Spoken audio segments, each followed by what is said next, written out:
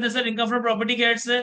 Sir जिस तरह से हमने सैलरी हेड ऑफ इनकम को स्टार्ट करने से पहले एक जिक्र किया था कि आपने कैप टू लेवल पे हर हेड ऑफ इनकम के हवाले से कम ये 6 कॉन्सेप्ट की कवरेज करनी है in order to make sure कि आपने relevant head of income completely हर एंगल से हर लिहाज से कवर कर लिया है।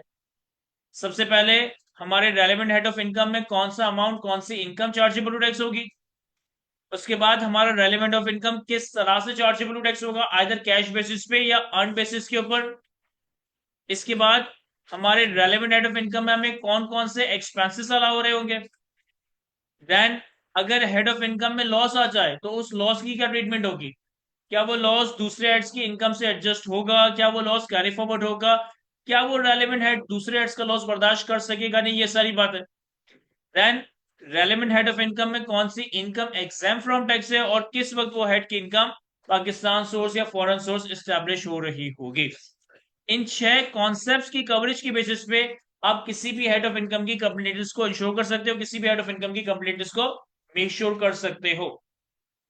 सर बात करें अगर इनकम फ्रॉम प्रॉपर्टी के हवाले से, तो इनकम फ्रॉम प्रॉपर्टी के हवाले से हमें एक रफ आइडिया तो ऑलरेडी है कि इनकम फ्रॉम प्रॉपर्टी का हेड एक ऐसा हेड ऑफ इनकम है जिसमें प्रॉपर्टी से आने वाली रेंटल इनकम चार्जेबल टैक्स होती है। इसमें से प्रॉपर्टी से आने वाली रेंटल इनकम चार्जेबल टैक्स होती है। लेकिन अगर मैं इनकम टैक्स ऑर्डिनेंस के सेक्शन 15 सब सेक्शन 1 को स्पेसिफिकली देखूं, तो सेक्शन 15 का सब सेक्शन 1 ये कहता है कि इनकम फ्रॉम प्रॉपर्टी के हेड में रेंट रिसीव्ड और receivable for the year chargeable to tax होगा। इनकम फ्रॉम प्रॉपर्टी के हेड में रेंट रिसीव्ड और receivable for the year chargeable to tax होगा। यानी कि एक तो इनकम फ्रॉम प्रॉपर्टी के हेड में रेंट का अमाउंट चार्जेबल टू टैक्स होने वाला है। दूसरा ये कि ये रिसिप्ट और रिसीवेबल का लफ्ज ये इंप्लाई करता है कि इनकम फ्रॉम प्रॉपर्टी का हेड एक ऐसा हेड ऑफ इनकम है जो कि एक्रूअल बेसिस पे चार्जेबल टू टैक्स होगा। अनलाइक सैलरी जो कि हमारी कैश बेसिस पे रिसीट बेसिस पे टैक्स हो रही थी, इनकम फ्रॉम प्रॉपर्टी ऐसे काम नहीं करेगा। इनकम फ्रॉम प्रॉपर्टी का हेड आपका एक्रूअल अर्न बेसिस पे चार्जेबल टू टैक्स होगा। जिस टैक्स ईयर की बात होगी उस टैक्स ईयर की रेंटल इनकम टैक्स होगी, जिस टैक्स ईयर की बात होगी उस टैक्स ईयर के रेलेवेंट एक्सपेंसेस अलाउ होंगे इररिस्पेक्टिव ऑफ द फैक्ट कि आपने रेंटल इनकम एक्चुअली रिसीव की है या नहीं किया है, इररिस्पेक्टिव ऑफ द फैक्ट कि आपने रेलेवेंट एक्सपेंडिचर एक्चुअली पे किया है या नहीं किया है। अब इनकम फ्रॉम प्रॉपर्टी के हेड में रेंट का अमाउंट चार्जेबल टू टैक्स होगा, इनकम फ्रॉम प्रॉपर्टी के हेड में रेंट का अमाउंट चार्जेबल टू टैक्स होगा। लेकिन ये समझना बड़ा जरूरी है कि इनकम टैक्स लॉ रेंट कहता किसको है। देखिए कमर्शियल टर्म में प्रैक्टिकल टर्म में तो अगर आप अपना कोई एसेट किसी और को यूज करने के लिए देते हो, इसके बदले में जो कंसिडरेशन मिलती है that is called rental income. लेकिन क्या जरूरी है कि टैक्स लॉ में भी रेंट को ऐसे ही डिफाइन किया गया हो। नहीं सर, ऐसा जरूरी नहीं है। लॉ मेकर ने सेक्शन 15 और सेक्शन 16 में रेंट को बड़ा कॉम्प्रिहेंसिवली बड़ा थोड़ोली डिफाइन किया है कि हमारे हिसाब से रेंट की इस टर्मिनोलॉजी में क्या चीजें शामिल होगी, क्या चीजें इंक्लूड की जा रही होगी। तो कहता है कि rent means any amount received और receivable, any amount received or receivable by the owner of the land and building, by the owner of the land and building as consideration for use or occupation or right to use or occupy the land and building। तो पहले हिस्से में ये कहता है कि अगर एक लैंड और बिल्डिंग का ओनर, अगर एक लैंड और बिल्डिंग का ओनर अपनी लैंड या बिल्डिंग किसी को यूज करने के लिए, किसी को ऑक्युपाई करने के लिए, किसी को यूज या ऑक्युपाई करने का राइट प्रोवाइड करता है, तो इसके बदले में जो कंसिडरेशन मिलेगी that consideration would be taken as rent. अब इस डेफिनेशन में जो गौर करने वाली बात है, जो नोट करने वाली बात है, जो याद रखने वाली बात है, वो ये कि अगर लैंड और बिल्डिंग का ओनर, अगर लैंड और बिल्डिंग का ओनर प्रॉपर्टी को रेंट आउट करता है तो उसके हाथों में जो रेंट आएगा वो इनकम प्रॉपर्टी में टैक्स होगा। प्रैक्टिकली तो अगर मैं किसी से प्रॉपर्टी रेंट पे लूं और उससे आगे सब रेंट कर दूं तो ये भी रेंटल इनकम ही है। मैं किसी से प्रॉपर्टी रेंट पे लूं, मैं ओनर नहीं हूं, मैंने किसी से प्रॉपर्टी किराए पे ली और उससे आगे सब रेंट कर दिया, सब लीज कर दिया, तो भी मेरे हाथों में रेंटल इनकम आ रही है। लेकिन इनकम फ्रॉम प्रॉपर्टी में सब रेंट से आने वाली रेंटल इनकम चार्जेबल नहीं होगी, इससे हम किसी और एट इनकम फ्रॉम अदर सोर्सेज में टैक्स करवा रहे होंगे। इनकम फ्रॉम प्रॉपर्टी के एड में सिर्फ वो रेंट फॉल करेगा जो कि एक लैंड और बिल्डिंग का ओनर, जो कि एक लैंड और बिल्डिंग का ओनर अपनी प्रॉपर्टी को यूज या ऑक्युपाई करने के अगेंस्ट रिसीव करे।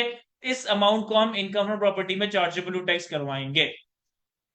दूसरा कंपोनेंट है रेंट की डेफिनेशन का, forfeited deposit paid under a contract for the sale of land and building. Forfeited deposit paid under a contract for the sale of land and building. Sir ये क्या चीज है।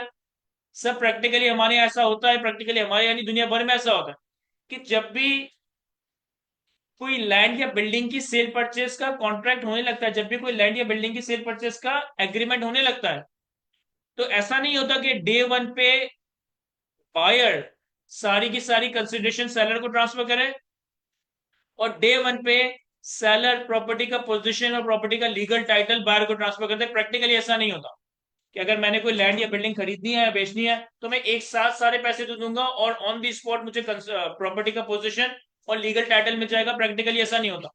Practically क्या होता है कि जब भी लैंड एंड बिल्डिंग का कॉन्ट्रैक्ट इनिशिएट होने लगता है, एग्री होने लगता है, तो ओरिजिनली बायर कुछ टोकन मनी, कुछ एडवांस, कुछ बयाना सेलर को पे कर रहा होता है। जनरली प्रॉपर्टी की वैल्यू का 5%, 10%। और रिमेनिंग अमाउंट पे करने के लिए कोई ना कोई टाइम पीरियड डिसाइड किया जाता है कि मैंने अगर प्रॉपर्टी बाय करनी है तो अभी मैं 5%, 10% की कोई टोकन मनी बयाना एडवांस पे कर दूंगा और कमिटमेंट करूंगा कि बाकी के अमाउंट में 3 महीने बाद, 6 महीने बाद एज पर दी कॉन्ट्रैक्ट पे करूंगा। और सेलर की जिम्मेदारी होती है कि उस टाइम पीरियड के बाद, 3 महीने के बाद, 6 महीने के बाद उस प्रॉपर्टी का पोजीशन, उस प्रॉपर्टी का लीगल टाइटल मुझे ट्रांसफर करना होता है। अब एज अ बायर अगर मैंने टोकन मनी एडवांस बयाना पे किया और सब्सिक्वेंटली रिमेनिंग अमाउंट पे ना कर सका, तो जो मैंने टोकन मनी बयाना पे किया था वो सामने वाला सेलर जब्त कर लेगा, फोरफीट कर लेगा। इस फोरफीटेड डिपॉजिट को हम प्रैक्टिकली फोरफीटेड डिपॉजिट कहते हैं, लेकिन टैक्स लॉ ने इसे रेंट की डेफिनेशन का पार्ट बना दिया और चूंकि टैक्स लॉ ने इसे रेंट की डेफिनेशन का पार्ट बना दिया, हम इसे भी इनकम फ्रॉम प्रॉपर्टी के हेड में ही चार्जेबल टू टैक्स करवा रहे होंगे। तो अगर एक लैंड और बिल्डिंग को सेल करने के अगेंस्ट आपको कोई डिपॉजिट, कोई टोकन मनी, कोई एडवांस रिसीव हुआ, सब्सिक्वेंटली सामने वाला बायर अपनी कमिटमेंट पूरी नहीं करता और आप उसका टोकन मनी फोरफीट कर लेते हो, that forfeited deposit would be considered as rent chargeable to tax under the head income from property. और रेंट की डेफिनेशन का जो तीसरा कंपोनेंट है ना, ये तो बहुत ही ज्यादा यूनिक है।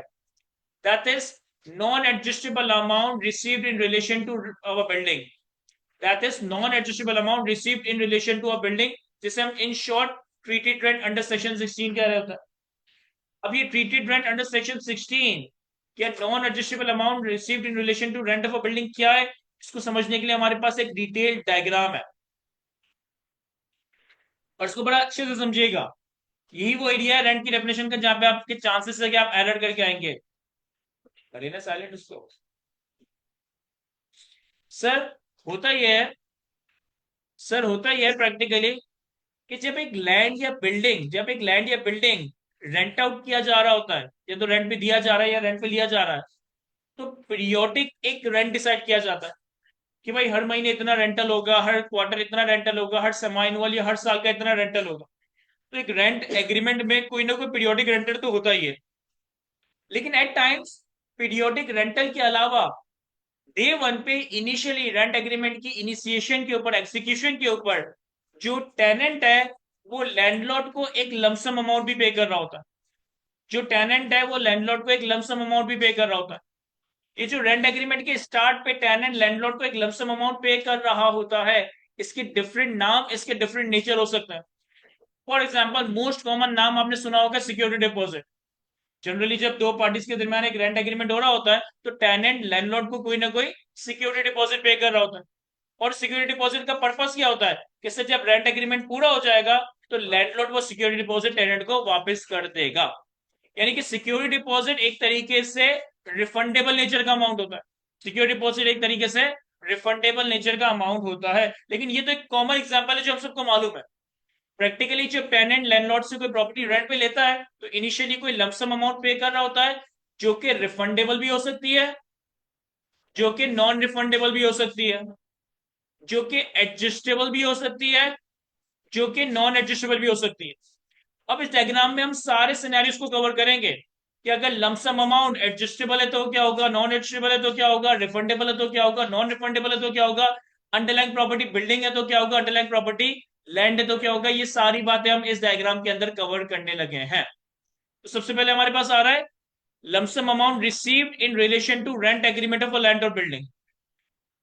या तो हमारी अंडरलाइन प्रॉपर्टी बिल्डिंग होगी, या हमारी अंडरलाइन प्रॉपर्टी कोई प्लॉट ऑफ लैंड होगी। या तो हमारी अंडरलाइन प्रॉपर्टी कोई बिल्डिंग होगी या हमारी अंडरलाइन प्रॉपर्टी कोई प्लॉट ऑफ लैंड होगी। पहले आसान बात करता हूं। अगर अंडरलाइन प्रॉपर्टी लैंड है, अगर अंडरलाइन प्रॉपर्टी लैंड है यानी कि लैंड को रेंट पे दिया जा रहा है और इसके मध्य में इसके अगेंस्ट कोई लमसम अमाउंट डे वन पे रिसीव किया जा रहा है, it can be either adjustable against future rent, it can be either non adjustable against future rent. Sir क्या मतलब हुआ एडजस्टेबल अगेंस्ट फ्यूचर रेंट या non adjustable against future rent का? For example Fahad, for example कि मैंने फहद को अपना एक प्लॉट ऑफ रेंट किराए पे दिया और फहद से मैंने एडजस्टेबल नेचर के 1 मिलियन रिसीव कर लिया।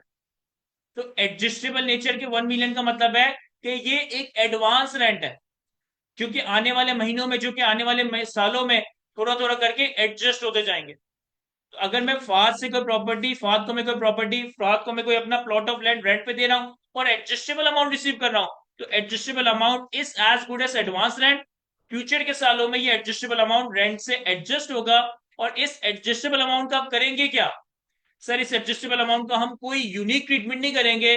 जिस साल ये एडजस्टेबल अमाउंट इनकम का पार्ट बनेगी, जिस साल ये एडजस्टेबल अमाउंट अर्न होगी, उसी साल में चार्जेबल टैक्स हो जाएगी। No separate tax implication as rent is chargeable to tax on accrual basis. अगर मैं किसी को लैंड रेंट पे दे रहा हूं और बदले में लमसम अमाउंट एडजस्टेबल नेचर का रिसीव कर रहा हूं, तो सर जिस साल ये एडजस्टेबल अमाउंट रेंट के अगेंस्ट एडजस्ट होगी, जिस साल ये अमाउंट में अर्न करूंगा, उसी साल की रेंट में चार्जेबल टैक्स हो जाएगा। सर अगर रेंट एग्रीमेंट के अंडर अंडरलाइन प्रॉपर्टी लैंड है और लैंड के अगेंस्ट जो मैंने अमाउंट रिसीव किया वो नॉन एडजस्टेबल नेचर का है, वो अमाउंट नॉन एडजस्टेबल नेचर का है, यानी कि वो फ्यूचर रेंट से एडजस्ट नहीं होगा, यानी कि वो फ्यूचर रेंट से एडजस्ट नहीं होगा। अब यहां दो बातें हो सकती है। हो सकता है कि वो अमाउंट रिफंडेबल हो सकता है कि वो अमाउंट नॉन रिफंडेबल हो सकता है कि वो अमाउंट रिफंडेबल हो सकता है कि वो amount non refundable. Sir refundable non refundable बहुत आसान सी बात है। मैंने फहद को लैंड रेंट पे दी, 1 मिलियन का रिफंडेबल डिपॉजिट ले लिया, यानी कि जब भी हमारा रेंट एग्रीमेंट खत्म होगा, मुझे फहद के 1 मिलियन रिपे करने पड़ेंगे। और मैंने फहद को लैंड रेंट पे दी और बदले में 1 मिलियन का नॉन रिफंडेबल डिपॉजिट ले लिया, यानी कि अब ये पैसे मेरे हो गए, मुझे ये पैसे आगे जाके वापस नहीं करने होंगे। सर अगर अंडरलाइन प्रॉपर्टी लैंड है और लैंड के अगेंस्ट आपको नॉन एडजस्टेबल अमाउंट मिल रहा है, फिर चाहे वो रिफंडेबल हो फिर चाहे वो नॉन रिफंडेबल हो, सर इस केस में कोई टैक्स इंप्लीकेशन अराइज नहीं होगी। इस केस में कोई टैक्स इंप्लीकेशन अराइज नहीं हो रही होगी। याद रखिएगा एग्जाम में जब भी लमसम अमाउंट हो तो सबसे पहले ये जरूर देखिएगा कि अंडरलाइन प्रॉपर्टी बिल्डिंग है या लैंड है, क्योंकि अगर अंडरलाइन प्रॉपर्टी लैंड है और एडजस्टेबल अमाउंट है तो भी कुछ खास नहीं करना। अगर नॉन एडजस्टेबल अमाउंट है, फिर चाहे वो रिफंडेबल हो या नॉन रिफंडेबल हो, तो भी टैक्सेशन नहीं होगी। लेकिन अगर रेंट एग्रीमेंट के बैक पे अंडरलाइन प्रॉपर्टी बिल्डिंग है और बिल्डिंग के अगेंस्ट कोई नॉन एडजस्टेबल या एडजस्टेबल अमाउंट दिया जा रहा है, तो यहां पर ट्रीटेड रेंट अंडर सेक्शन 16 का कॉन्सेप्ट ट्रिगर होना स्टार्ट होगा। अगर बिल्डिंग के अगेंस्ट कोई एडजस्टेबल अमाउंट दिया जा रहा है, adjustable against future rent amount दिया जा रहा है, अगेन कोई सेपरेट इंप्लीकेशन नहीं होगी। क्यों? क्योंकि रेंटल इनकम एक्रूअल बेसिस पे, रेंटल इनकम अर्न बेसिस पे चार्जेबल टू टैक्स होगा। लेकिन अगर बिल्डिंग के अगेंस्ट कोई नॉन एडजस्टेबल अमाउंट दिया जा रहा है, बिल्डिंग के अगेंस्ट कोई नॉन एडजस्टेबल अमाउंट दिया जा रहा है, सर यहां दो बातें होंगी, या तो वो अमाउंट रिफंडेबल होगा या वो अमाउंट नॉन रिफंडेबल होगा। अगर बिल्डिंग के अगेंस्ट कोई नॉन एडजस्टेबल अमाउंट है और वो नॉन रिफंडेबल है, सर आप इस अमाउंट को करोगे डिवाइडेड बाय 10, एक हिस्सा आज और बाकी 9 हिस्से आने वाले 9 सालों में चार्ज करवा दोगे। जो भी बिल्डिंग के against non adjustable non refundable amount होगा, उसे हम करेंगे डिवाइडेड बाय 10 करंट ईयर में, और फ्यूचर के 9 सालों में, यानी कि इन टोटलिटी 10 सालों में 10 हिस्सों में इस अमाउंट को टैक्सेबल करवा देंगे। इस बात से कोई फर्क नहीं पड़ता कि तुमने ये अमाउंट साल के पहले दिन रिसीव किया, साल के दरमियान में रिसीव किया या साल के आखिरी दिन रिसीव किया। जिस साल ये अमाउंट रिसीव करोगे, एक हिस्सा उस साल और बाकी 9 हिस्से आने वाले 9 सालों में स्ट्रेट चार्जेबल टू टैक्स हो जाएंगे। क्या ये समझ आता है? मैं सर अगर अंडरलाइंग प्रॉपर्टी बिल्डिंग है और बिल्डिंग के अगेंस्ट नॉन एडजस्टेबल अमाउंट है, लेकिन वो non adjustable amount refundable nature का है, जिसकी मोस्ट कॉमन एग्जांपल क्या है? Security deposit. कि बिल्डिंग के अगेंस्ट हमने कोई सिक्योरिटी डिपॉजिट रिसीव किया जो कि रेंट एग्रीमेंट के खत्म होने पे वापस करना होगा। सर रिफंडेबल अमाउंट के केस में भी हम ऐसा ही करेंगे कि उस अमाउंट को करेंगे डिवाइडेड बाय 10, एक हिस्सा आज और बाकी 9 हिस्से आने वाले 9 सालों में चार्जेबल टैक्स करवाना स्टार्ट कर देंगे। अगर बिल्डिंग के अगेंस्ट कोई नॉन एडजस्टेबल अमाउंट है और वो रिफंडेबल है, तो इसी पे तुम करोगे डिवाइडेड बाय 10, एक हिस्सा करंट ईयर में टैक्स करवाओगे, बाकी 9 हिस्से आने वाले 9 सालों में चार्जेबल टैक्स करवाना स्टार्ट कर दोगे। चूंकि ये अमाउंट रिफंडेबल है, तो कभी ना कभी रिफंड होगा, 3 साल बाद, 5 साल बाद, 7 साल बाद, 10 साल बाद, 15 साल बाद। अगर तो ये अमाउंट 10 साल के बाद रिफंड किया जा रहा है, अगर तो ये अमाउंट 10 साल के बाद टेनेंट को वापस किया जा रहा है, तो सिर्फ 10 सालों तक टैक्सेशन होगी, 11वें साल ऑनवर्ड्स कोई टैक्सेशन नहीं हो रही होगी। और अगर ये अमाउंट 10 सालों से पहले रिफंड कर दिया जाए, छठे साल में रिफंड कर दिया जाए, चौथे साल में रिफंड कर दिया जाए, 7वें साल में रिफंड कर दिया जाए, तो सर जिस साल ये अमाउंट रिफंड कर दिया जाएगा उस साल कोई टैक्सेशन अराइज नहीं हो रही होगी। अगर ये नॉन एडजस्टेबल रिफंडेबल अमाउंट 10 सालों की एक्सपायरी से पहले रिफंड कर दिया जाए, तो जिस साल तुमने ये अमाउंट रिफंड किया उस साल और अब फ्यूचर सालों में मजीद कोई टैक्सेशन अराइज नहीं हो रही होगी। क्या ये बातें समझ आ रही है? मैं सर एक लास्ट सिनेरियो ये हो सकता है कि आपने अंडरलाइंग प्रॉपर्टी बिल्डिंग रेंट पे दी या ली, बदले में नॉन एडजस्टेबल अमाउंट रिसीव किया, और वो non adjustable amount refundable nature का था, और वो रिफंडेबल नेचर के अमाउंट का क्या करोगे सर? डिवाइडेड बाय 10 करेंगे, एक हिस्सा आज, बाकी 9 हिस्से आने वाले 9 सालों में चार्जेबल टैक्स करवाना शुरू कर देंगे। अब वो अमाउंट आपने 10 सालों से पहले रिफंड कर दिया, अगर वो अमाउंट 10 सालों से पहले रिफंड कर दिया तो जिस साल रिफंड किया उस साल और फ्यूचर सालों में टैक्सेशन नहीं होगी। लेकिन जब आपने वो अमाउंट रिफंड किया ना, उसी साल में आपके पास एक नया टेनेंट आ गया, और नए टेनेंट ने आपको कोई नया नॉन एडजस्टेबल अमाउंट दिया। इसी साल आपके पास कोई नया टेनेंट आया और नए टेनेंट ने आपको कोई नया नॉन एडजस्टेबल अमाउंट दिया। अब यहां पर थोड़ा सा एक यूनिक काम ये करना है कि आप नए टेनेंट की नई अमाउंट में से पुराने टेनेंट की ऑलरेडी टैक्स्ड अमाउंट माइनस करोगे।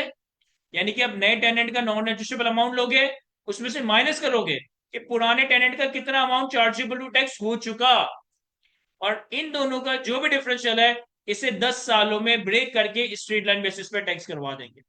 इन दोनों अमाउंट्स का जो भी डिफरेंशियल आएगा इसे डिवाइडेड बाय 10 करके एक हिस्सा आज और बाकी 9 हिस्से आने वाले 9 सालों में टैक्स होना स्टार्ट हो जाएंगे। सर पुराने वाले नए वाले टेनेंट का तो कोई ना कोई अमाउंट गिवन होगा, हमें कैसे पता चलेगा कि पुराने वाले टेनेंट का अमाउंट कितनी बार या कितना टैक्स हो चुका? सिंपल है, आप ये देखोगे कि पुराने टेनेंट का अमाउंट कितना था, डिवाइडेड बाय 10, और वो कितने सालों तक पास्ट में टैक्स हो चुका है। यानी मैंने ईयर 1 में अगर पुराने टेनेंट से अमाउंट रिसीव किया और ईयर 4 में उसे वापस किया, पुराने टेनेंट का अमाउंट मैं कितनी दफा टैक्स करवा चुका हूँ? गौर से सुनना, मैंने ईयर 1 में एक टेनेंट से अमाउंट रिसीव किया, ईयर 4 में वो अमाउंट रिफंड किया, तो ये अमाउंट कितने साल टैक्स हो चुका है? सर ये अमाउंट 3 बार टैक्स हुआ है, 4 बार नहीं हुआ, क्योंकि ईयर 4 में तो मैं अमाउंट रिफंड कर रहा हूं। क्या ये बात समझ आती है? मैं तो सर रेंट की डेफिनेशन के 3 components, number 1 consideration for user occupation or right to user occupy land and building received or receivable by the owner of land and building. Number 2 forfeited deposit paid under the contract for the sale of land and building. And number 3 treated rent under section 16, that is non adjustable amount received in relation to a rent agreement of a building. क्या ये बात समझ आती है? अब ये income from property के amount chargeable rent की डेफिनेशन है, इनकम फ्रॉम प्रॉपर्टी का अमाउंट चार्जेबल रेंट की डेफिनेशन है। इसके बाद हमारे पास इनकम फ्रॉम प्रॉपर्टी के हेड में कुछ 8 से 9 एक्सपेंसेस हैं जो हमें अलाउ होते हैं, कुछ 8 से 9 एक्सपेंसेस जिन्हें हमें अलाउ होते हैं। इनको हम क्विकली कवर करता है। सर सबसे पहला एक्सपेंस है हमारे पास रिपेयर अलाउंस। याद रखिएगा, याद रखिएगा, ये गड़बड़ मत करके आ जाइएगा। रिपेयर अलाउंस सिर्फ और सिर्फ बिल्डिंग के अगेंस्ट अलाउ होता है, लैंड के अगेंस्ट नहीं। रिपेयर अलाउंस सिर्फ और सिर्फ बिल्डिंग के अगेंस्ट अलाउ होगा, लैंड के अगेंस्ट नहीं। रिपेयर अलाउंस आपको अलाउ होगा चाहे आपने एक्चुअली रिपेयर एंड मेंटेनेंस पे खर्चा किया हो, चाहे आपने एक्चुअली रिपेयर एंड मेंटेनेंस पे खर्चा ना किया हो, चाहे आपने रिपेयर एंड मेंटेनेंस पे कम खर्चा किया हो, ज्यादा खर्चा किया हो, हम रिपेयर अलाउंस के एक्चुअल एक्सपेंस को देखेंगे ही नहीं। अगर हमने बिल्डिंग रेंट आउट की है तो हमें बिल्डिंग के अगेंस्ट लाजमन लाजमन लाजमन रिपेयर अलाउंस की डिडक्शन अलाउ हो रही होगी। और कितनी डिडक्शन अलाउ होगी? सर डिडक्शन अलाउ होगी 1/5 of the rent, 1/5 of the rent. Again ये समझने की बात है कि 1/5 ऑफ द रेंट का मतलब है उन्हीं 3 अमाउंट्स का 1/5, consideration for use and occupation, forfeited deposit और ट्रीटेड रेंट। इन 3 अमाउंट को हम 1/5 या 20% करेंगे, हमारे पास रिपेयर अलाउंस की डिडक्शन कैलकुलेट हो जाएगी। सर एक चीज सुनना, देखो अगर आपका एग्जामिनर आपके सिनेरियो में एक प्रॉपर्टी देता है लैंड जिसको हमने रेंट पे दिया, तो इसकी अगेंस्ट हम रिपेयर अलाउंस क्लेम नहीं करेंगे। अगर आपका एग्जामिनर एक सिनेरियो में एक प्रॉपर्टी देता है बिल्डिंग, इसके अगेंस्ट हम रिपेयर अलाउंस कैलकुलेट करेंगे।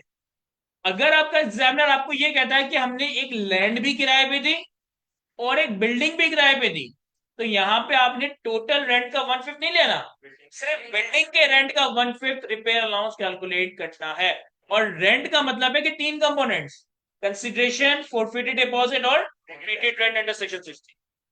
क्या ये बात समझ आती है? मैं इसके बाद अगला एक्सपेंस है हमारे पास insurance premium. Sir again insurance premium के बारे में भी याद रखना कि इंश्योरेंस प्रीमियम भी सिर्फ और सिर्फ बिल्डिंग के अगेंस्ट अलाउ होगा, लैंड के अगेंस्ट अलाउ नहीं होगा। इंश्योरेंस प्रीमियम भी सिर्फ और सिर्फ बिल्डिंग के अगेंस्ट अलाउ होगा, लैंड के अगेंस्ट अलाउ नहीं होगा। जो भी बिल्डिंग की आप इंश्योरेंस करवाओगे against the risk of damage and destruction, तो जो एक्चुअल खर्चा होगा, जो एक्चुअल इंश्योरेंस प्रीमियम का खर्चा है, वो आप एज अ एक्सपेंस क्लेम कर सकते हो। शर्त यह है कि वो इंश्योरेंस बिल्डिंग की करवाई जाए, लैंड की ना हो रही हो। तीसरा हमारे पास government dues and taxes. Sir आप अपनी अंडरलाइंग प्रॉपर्टी, चाहे वो लैंड हो चाहे वो बिल्डिंग हो, इससे पर्टेनिंग कोई भी गवर्नमेंट ड्यूज एंड टैक्सेस पे करते हो, इससे पर्टेनिंग कोई भी गवर्नमेंट के ड्यूज एंड टैक्सेस पे करते हो, फिर चाहे वो प्रॉपर्टी टैक्स हो, चाहे वो कमर्शियल टैक्स हो, चाहे वो वाटर टैक्स हो, चाहे वो फायर टैक्स हो, सिवाय इनकम टैक्स के, सिवाय इनकम टैक्स के आपने अपनी अंडरलाइन प्रॉपर्टी से पर्टेनिंग जो भी गवर्नमेंट के ड्यूज एंड टैक्सेस पे किए, इससे हम एज अ एक्सपेंस क्लेम कर रहे होंगे। चौथा है हमारे पास ground rent. Sir ground rent क्या होता है मालूम है? मैं सर फॉर एग्जांपल कि फहद के पास एक प्लॉट ऑफ लैंड है, लेकिन वहां पे बिल्डिंग बनाने के लिए फहद के पास पैसे नहीं है। मैं फहद की जमीन पे बिल्डिंग बनाता हूँ, तो बिल्डिंग का ओनर मैं हूं, जमीन का ओनर फहद है। तो बिल्डिंग का ओनर जमीन के ओनर को जो किराया देता है, इससे हम ग्राउंड रेंट कह रहे हो। तो अगर आपने अपनी प्रॉपर्टी से पर्टेनिंग कोई ग्राउंड रेंट पे किया, इस ग्राउंड रेंट को भी हम एज अ एक्सपेंस क्लेम कर सकते हैं। सर कुछ लोगों को याद आ रहा होगा या कुछ लोगों के जहन में कंफ्यूजन होगी कि हमने तो इनकम फ्रॉम अदर सोर्सेज में भी ग्राउंड रेंट का लफ्ज देखा था, तो वहां भी ग्राउंड रेंट आ रहा है, यहाँ भी ग्राउंड रेंट आ रहा है, दोनों में फर्क क्या है? सर दोनों में फर्क यह है कि अगर मैं ग्राउंड रेंट पे कर रहा हूं ना, तो ये मेरे लिए एक्सपेंस है जिसे मैं इनकम फ्रॉम प्रॉपर्टी में क्लेम करूंगा। और अगर फहद ग्राउंड रेंट रिसीव कर रहा है ना, तो ये फहद के लिए इनकम है जैसे वो इनकम फ्रॉम अदर सोर्सेज में टैक्स करवा रहा होगा। तो ground rent as a income, income from other sources में टैक्स हो रहा है, ground rent as a expense, income from property में क्लेम हो रहा होगा। फिर इसके बाद अगले 3 एक्सपेंसेस को हम एक साथ कवर करेंगे, ये मिलते जुलते हैं। इन तीनों एक्सपेंसेस में ये बात हो रही है कि अगर आप अपनी प्रॉपर्टी को एक्वायर करने के लिए, कंस्ट्रक्ट करने के लिए, रिकंस्ट्रक्ट करने के लिए, रेनोवेट करने के लिए या एक्सटेंड करने के लिए, प्रॉपर्टी को एक्वायर करने के लिए, कंस्ट्रक्ट करने के लिए, रिकंस्ट्रक्ट करने के लिए, एक्सटेंड करने के लिए या रेनोवेट करने के लिए, इन 5 में से किसी भी एक पर्पस के लिए, चाहे कोई कमर्शियल लोन लो या कोई इस्लामिक लोन लो, इस कमर्शियल या इस्लामिक लोन के ऊपर आप कोई interest, profit on debt, markup, share in rent, share in appreciation of the value of property पे करते हो, सर इन चीजों को हम as a income, as a expense claim कर रहे होंगे। मैं रिपीट करता हूं, अगर हम प्रॉपर्टी को एक्वायर करने के लिए, कंस्ट्रक्ट करने के लिए, रिकंस्ट्रक्ट करने के लिए, रेनोवेट करने के लिए या एक्सटेंड करने के लिए कोई कमर्शियल लोन ले या कोई इस्लामिक लोन ले, कमर्शियल लोन पे मार्कअप या इंटरेस्ट पे करें, इस्लामिक लोन पे profit on debt, share in rent, share in appreciation for the value of property पे करें, सर इन चीजों को हम इनकम फ्रॉम प्रॉपर्टी में एज अ एक्सपेंस क्लेम कर सकते हैं। क्या ये समझ आता है? मैं सर जी अगर ग्राउंड रेंट और लैंड का रेंट एक ही बात, एक ही बात हुई। हम लैंड के रेंट को तो इनकम फ्रॉम प्रॉपर्टी में करवा दें। ये थोड़ी सी आपके लॉ के अंदर एक एनोमली है कि अगर सिर्फ लैंड है और आपने मुझे किराए पे दी और मैंने इस पर कोई बिल्डिंग नहीं बनाई और सिर्फ लैंड को यूज कर रहा हूँ, तो आपका जो रेंट है वो इनकम प्रॉपर्टी में टैक्स होगा। लेकिन अगर मैंने उस पर बिल्डिंग बना दी और अब जो मैं आपको रेंट दे रहा हूँ वो आप ग्राउंड रेंट बन गया, तो इनकम फ्रॉम अदर सोर्सेज में टैक्स है। सर इसके बाद administrative and collection charges. Sir property के एडमिनिस्ट्रेशन से रिलेटेड, प्रॉपर्टी से एडमिनिस्ट्रेशन से रिलेटेड, रेंट, प्रॉपर्टी से रिलेटेड रेंट की रिकवरी के लिए आप जितनी भी खर्चे वगैरह करते हो, वो सारे एक्सपेंसेस हम क्लेम कर सकते हैं, लेकिन सब्जेक्ट टू सम लिमिट। और लिमिट क्या है सर? लोअर ऑफ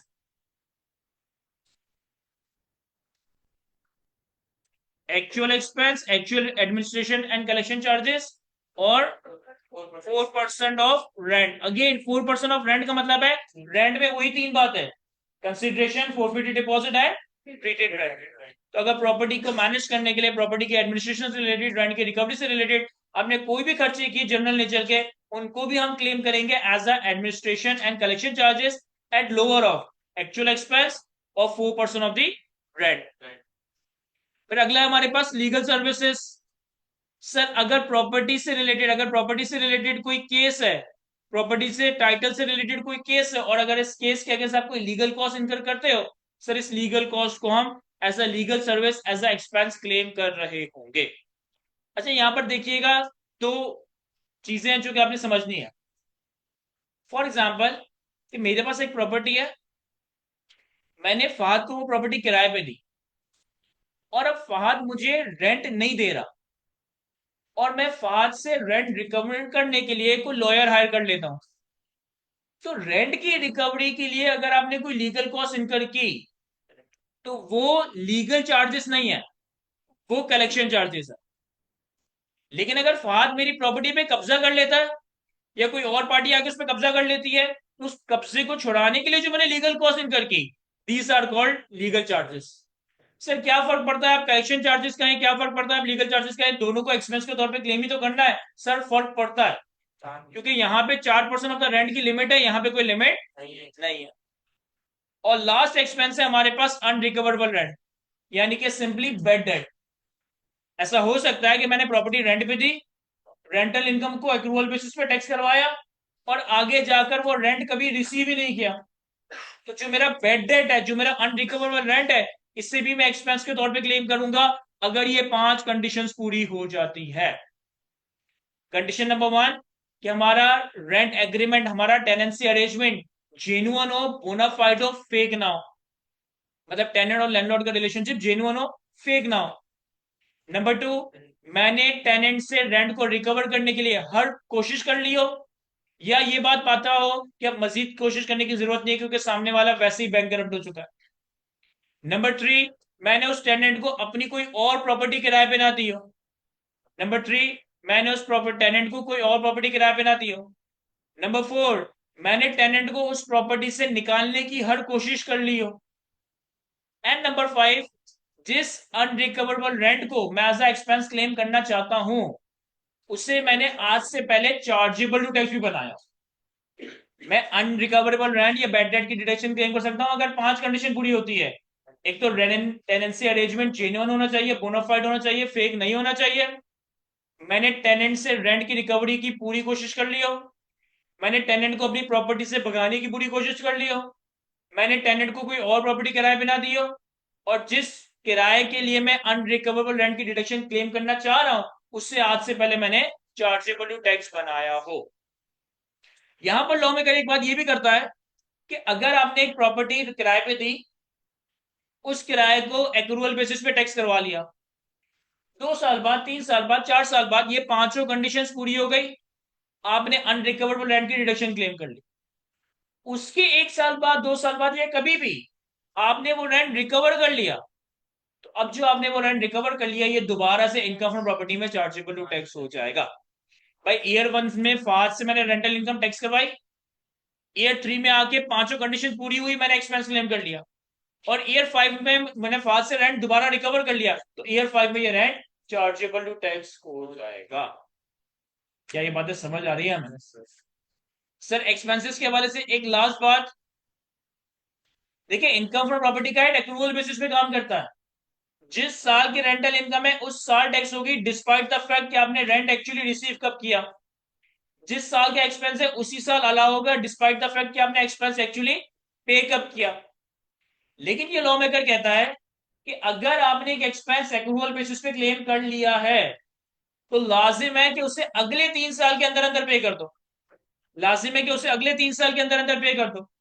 और अगर आपने एक एक्सपेंस एक्रूवल बेसिस पे क्लेम करके अगले 3 साल के अंदर अंदर पे नहीं किया, तो फिर चौथे साल में वो एक्सपेंस रिवर्स हो जाएगा और आपकी इनकम का पार्ट बन जाएगा। यानी कि अगर मैंने फात को एक प्रॉपर्टी ईयर 1 में रेंट पे दी, और ईयर 1 में कोई एक्सपेंस एक्रूवल बेसिस पे क्लेम कर लिया, तो अगले 3 साल का मतलब है कि मैं ईयर 2, ईयर 3, ईयर 4 तक उस एक्सपेंस को पे कर दूं। अगर मैंने ईयर 4 तक वो एक्सपेंस पे नहीं किया तो 5वें साल ईयर 5 में, यानी कि सब्सिक्वेंट ईयर में, ईयर 5 में मेरा वो एक्सपेंस रिवर्स हो जाएगा और अब मुझे इस अमाउंट के ऊपर टैक्स पे करना पड़ रहा होगा। क्या ये बातें समझ आती है? मैं सर इनकम फ्रॉम प्रॉपर्टी में रिवाइज करने के लिए बहुत कुछ है, लेकिन अगर मैं सिर्फ थ्योरी की ही बॉम्बार्डमेंट करता रहूंगा तो हम लोग बहुत ज्यादा सो जाएंगे। तो हम एक सवाल देखते हैं। अगर हम अपना कल वाला हैंडआउट ओपन करें तो हमारे पास सैलरी के क्वेश्चंस के बाद इनकम फ्रॉम प्रॉपर्टी का एरिया स्टार्ट हो रहा है।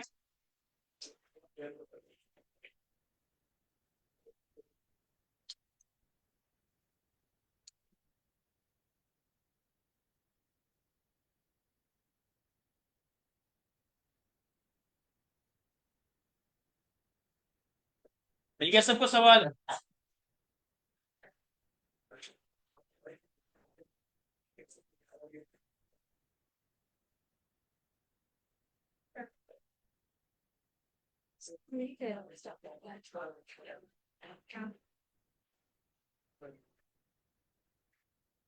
यहाँ देखिए सर, हमारे पास सबसे पहला सवाल जो आ रहा है, जितना अभी तक मैंने इनकम फ्रॉम प्रॉपर्टी में कवर करवाया है कि इनकम फ्रॉम प्रॉपर्टी में क्या अमाउंट चार्जेबल, क्या रेंट का अमाउंट है, इनकम फ्रॉम प्रॉपर्टी में क्या एक्सपेंस अलाउंस है, सिर्फ यही कॉन्सेप्ट इस सवाल में है। अभी मजीद कॉन्सेप्ट मैंने आपको कवर करवाना है। स्प्रिंग 15 की अटेम्प्ट का क्वेश्चन नंबर 4 का पार्ट बी कहता है, on 1 July 2006 Fahim agreed to rent out a house to Mirza at a monthly rent of 1,80,000 with effect from 1st August 2006। 1 जुलाई x6 पे फहीम ने अपना एक हाउस मिर्जा को रेंट पे दिया। 1,80,000 रुपए महाना किराया है और रेंट एग्रीमेंट 1 अगस्त से स्टार्ट हो रहा है। And receive 1 year rent in advance. He also receive 8 lakh as a security deposit which was partly used to repay the security deposit amounting to 4 lakh received from a previous tenant in July 2002। देखो, हमारा 1,80,000 रुपए का monthly rent है। 1 अगस्त 2006 पे हमने ये property rent पे दी। 1 साल का किराया एडवांस में रिसीव कर लिया, कोई फर्क नहीं पड़ता, income from property accrual basis पे टैक्स होती है। इस किराए के अलावा 8 लाख रुपए एज अ सिक्योरिटी डिपॉजिट भी रिसीव किए। अब जब सिक्योरिटी डिपॉजिट की बात हो ना, तो आपने वैसे खुद ही समझ जाना है कि ये नॉन एडजस्टेबल अमाउंट है, ये रिफंडेबल अमाउंट है। सिक्योरिटी डिपॉजिट का नेचर हमें मालूम है कि security deposit non adjustable, refundable होता है। कह रहा है मैंने इसे 8 लाख रुपए का सिक्योरिटी डिपॉजिट लिया। से मैंने 8 लाख रुपए के सिक्योरिटी डिपॉजिट का क्या किया, इसमें से आधे अमाउंट को रिपे किया पुराने टेनेंट को, जो मैंने जुलाई 2002 में लिया था। यानी इससे पहले भी कोई किराएदार था जिससे मैंने जुलाई 2002 में 4 लाख का सिक्योरिटी डिपॉजिट लिया था। तो नए किराएदार से जो 8 लाख रुपए आए, उसमें से 4 लाख रुपए मैंने पुराने वाले टेनेंट को वापस कर दिए। फिर आगे कहता है, and partly use for the renovation of the house. 4 lakh रुपए पुराने किराएदार को वापस किए और 4 लाख रुपए प्रॉपर्टी की रेनोवेशन पे खर्च कर दिए। Fahim also incurred the following expenses in respect of the house. 15,000 रुपए का प्रॉपर्टी टैक्स है। Payment of interest amounting to 2 lakh to his friend against the amount borrowed for the renovation of the house. हमने renovation के लिए कुछ amount अपने दोस्त से भी बोरो किया, जिससे 2 लाख रुपए का इंटरेस्ट पे किया। 1,10,000 रुपए इंश्योरेंस प्रीमियम है और 5,000 पर मंथ वासिफ को पे किए रेंट की रिकवरी के लिए, कलेक्शन ऑफ रेंट के लिए। रिक्वायरमेंट में कहता है, under the provision of income tax ordinance 2001 compute the taxable income of Fahim for the year 2007 assuming he has no other income. बहुत ही बेसिक सा, बहुत ही सिंपल सा सवाल है, सिर्फ अमाउंट चार्जेबल और एक्सपेंसेस को समझाने के लिए। सॉल्व करता हूं मैं इस सवाल को।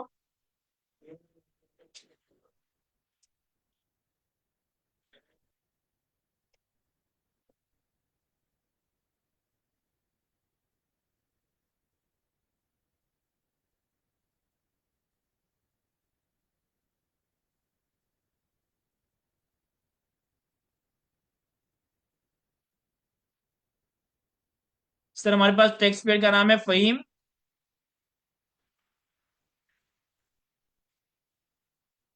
और जिस टैक्स ईयर की हमसे बात की गई है that is tax year 2007।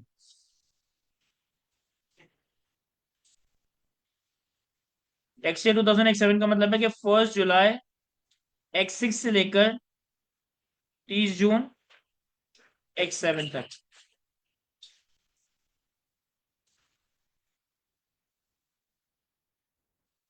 Sir यहां पर हमारे पास इनकम फ्रॉम प्रॉपर्टी में इनकम फॉल करेगी, इनकम फ्रॉम प्रॉपर्टी के हेड में इनकम चार्जेबल टू टैक्स होगी। अब खा लो, आप बैठोगे ना, है जगह।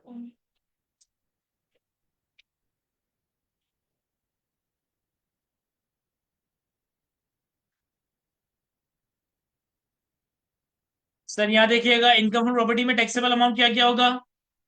एक तो 1,80,000 का किराया है, इवन दो के किराया एडवांस में रिसीव कर लिया, लेकिन प्रॉपर्टी हमने कब रेंट पे दी है, 1 अगस्त 2006 पे। तो हमारे पास रेंट का जो अमाउंट आएगा दैट वुड बी 1,80,000 इंटू 11,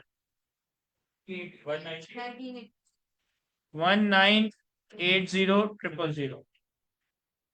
फिर दूसरा हमारे पास फोरफिट डिपॉजिट का अमाउंट आता है, लेकिन इस सवाल में ऐसा कोई फोरफिट डिपॉजिट का अमाउंट नहीं है। तीसरा हमारे पास treated rent under section 16। Treated rent under section 16 के लिए आपने ट्रीटमेंट करने से पहले ये देखना है कि अंडरलाइंग प्रॉपर्टी है क्या। सर यहाँ पर अंडरलाइंग प्रॉपर्टी एक हाउस है, यानी कि कोई बिल्डिंग है। अब यहाँ पे ये कहता है कि हमने नए टेनेंट से 8 लाख रिसीव किए, जिसमें से 4 लाख पुराने टेनेंट को वापस किए। तो मैं क्या करूंगा कि नए टेनेंट का 8 लाख का अमाउंट माइनस पुराने टेनेंट का जो 4 लाख का अमाउंट है, इसे मैंने डिवाइडेड बाय 10 करके सर्टेन नंबर ऑफ इयर्स तक टैक्स करवाया होगा। अब कितने सालों तक टैक्स करवाया होगा। देखो, पुराने टेनेंट का अमाउंट तुमने रिसीव किया था जुलाई 2000 X2 में, तो जुलाई 2000 X2 का मतलब है 2000 X3 टैक्स ईयर। जुलाई 2000 X2 में रिसीव किया था, तो ये टैक्स ईयर 2000 X2 नहीं है, ये टैक्स ईयर 2000 X3 है। तो 2000 X3 में टैक्स करवाया होगा, 2000 X4 में टैक्स करवाया होगा, 2000 X5 में टैक्स करवाया होगा, 2000 X6 में टैक्स करवाया होगा, 2000 X7 में टैक्स नहीं करवाया होगा, क्योंकि X7 में तुम अमाउंट वापस कर रहे हो। तो तुमने कितने साल ये अमाउंट टैक्स करवाया है, 4 साल। तो 4 lakh divided by 10 multiply by 4।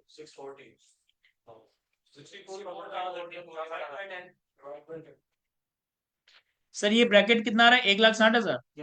1,60,000 bracket आ जाएगा, 8 लाख से 1,60,000 माइनस करेंगे तो 6,40 आएगा। और ये जो अमाउंट आ रही है सर, ये अमाउंट भी आपकी डिवाइडेड बाय 10 हो जाएगी, तो 64,000। ये हमारे पास इनकम फ्रॉम प्रॉपर्टी के हेड में रेंट का अमाउंट बन गया।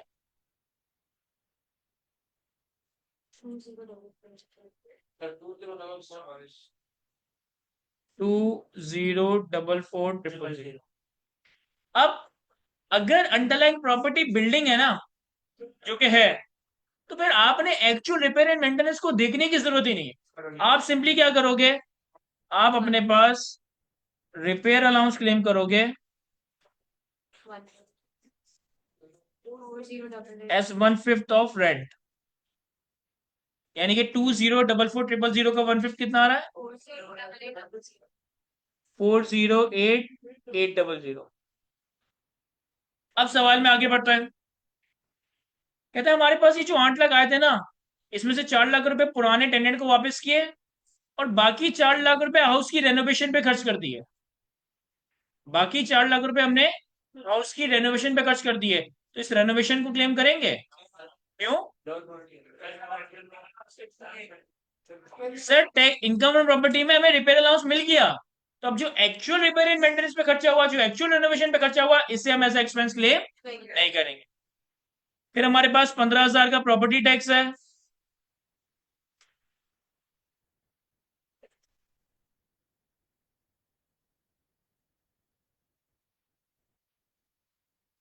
फिर हमारे पास 2 लाख रुपए का इंटरेस्ट है, 2 लाख रुपए का इंटरेस्ट है जो हमने अमाउंट बोरो किया हाउस की रेनोवेशन के लिए। क्या ये अलाउ होगा, क्या ये अलाउ होगा, क्यों नहीं होगा। एक और भी कह रहा था अलाउ नहीं होगा। ये बैंक सर एक्सपीरियंस से नहीं गया सर इंटरेस्ट तो पेड होता है सर अगर हम इंटरेस्ट वाली एक्सपेंसेस की क्लॉजेस पर हैं, एनी प्रॉफिट और markup paid or payable by a person in the year or any money borrowed including by way of mortgage to acquire, construct, renovate, extend, reconstruct the property. क्या यहाँ पे कहीं mention है कि loan किस specific bank से लेना चाहिए? नहीं। तो आपने लोन बैंक से लिया हो, भाई से लिया हो, रिश्तेदार से लिया हो, उसके ऊपर अगर इंटरेस्ट पे किया और उसे इन पांच में से किसी एक पर्पज के लिए इस्तेमाल किया, आप बिल्कुल इसे एज ए एक्सपेंस क्लेम करोगे। Interest on loan, sir cash और बैंक वगैरह में मसला नहीं हो रहा है interest on loan for renovation 2 lakh. अच्छा, वो जो आप एक बात कर रहे हो ना कि सर व्हाट इफ हमने कैश में लोन लिया होता, तो वो एक अलग ट्रीटमेंट ट्रिगर हो जाती है कि हम इसे इनकम फ्रॉम अदर सोर्सेज में टैक्स करवाते हैं। वो मैं income from other sources cover करवाऊंगा तो बताऊंगा कि अगर आपने कैश में लोन ले लिया होता तो फिर वो इनकम फ्रॉम अदर सोर्सेज में लोन का अमाउंट ही टैक्स हो जाता, क्योंकि आपने कैश में ले लिया। इसमें तो उसने कुछ बताया ही नहीं है ना कि हमने कैश में लिया बैंक के लिया, तो फिर हमें खुद से अज्यूम करने की जरूरत भी नहीं। फिर 1,10,000 का इंश्योरेंस प्रीमियम है।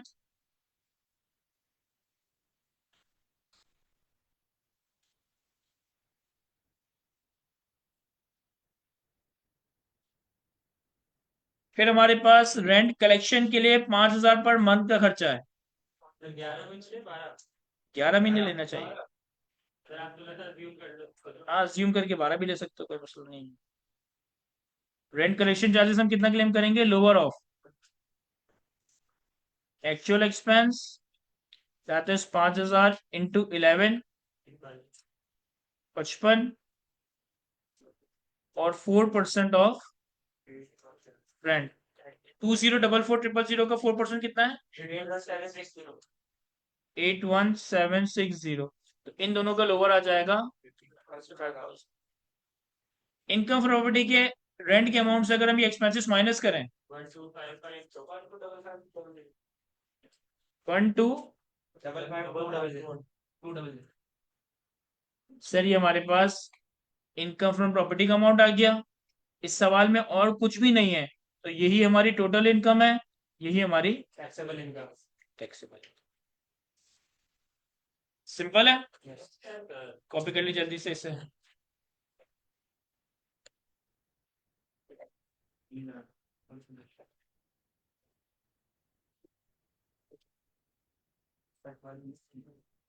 जो ऑनलाइन स्टूडेंट्स हैंडआउट के बारे में कह रहे हैं, मैंने कल कैफ 2 के ग्रुप्स में एक स्टडी ड्राइव का लिंक शेयर किया है। उस स्टडी ड्राइव में जाओगे तो वहां पे कैफ 2 का एक फोल्डर आ रहा होगा, कैफ 2 के फोल्डर में जाओगे तो वहां पे वर्कशॉप का एक फोल्डर आ रहा होगा, वर्कशॉप के फोल्डर में जाओगे तो वहां पे आपको हैंडआउट मिल जाएगा।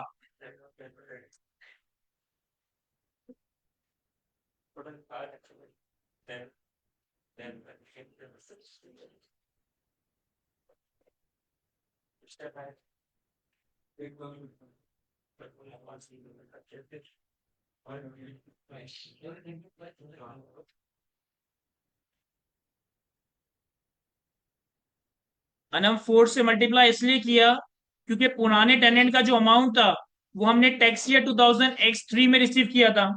यानी कि पुराने टेनेंट का amount tax year 2000 X3, X4, X5, X6 इन 4 सालों में टैक्स हो चुका है। तो पुराने टेनेंट का जो अमाउंट है वो 4 लाख डिवाइडेड बाय 10, 4 सालों में टैक्स हो चुका है। तो नए टेनेंट की अमाउंट से पुराने टेनेंट की वो अमाउंट माइनस की जो ऑलरेडी टैक्स हो चुकी है, और इन दोनों की डिफरेंशियल को फिर हमने आने वाले 10 सालों में टैक्स करवाया।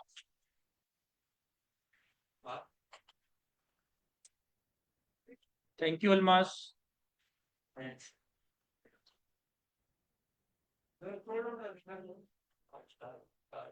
इस तरह लैप्स हो जाएगा। अगर लास्ट ईयर का एक्सपेंस है तो वो उसी साल के रिटर्न में क्लेम हो सकता है, करंट ईयर में नहीं।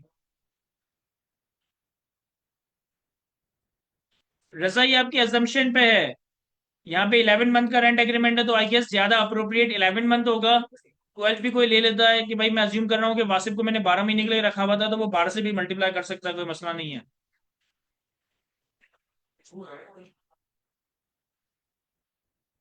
अनुषा, तो कोई टैक्सेशन नहीं होगी। अच्छा, ट्रीटेड रेंट की केस में बैंकरप्सी वाला पॉसिबली है नहीं, क्योंकि ट्रीटेड रेंट तो मिलेगा ही पहले साल ना, तभी आप उसकी टैक्सेशन करवाओगे। अगर वो मिला ही नहीं तो उसकी टैक्सेशन ही नहीं होगी, और अगर एक जाके मिलता ही नहीं है तो फिर कुछ करेंगे भी नहीं।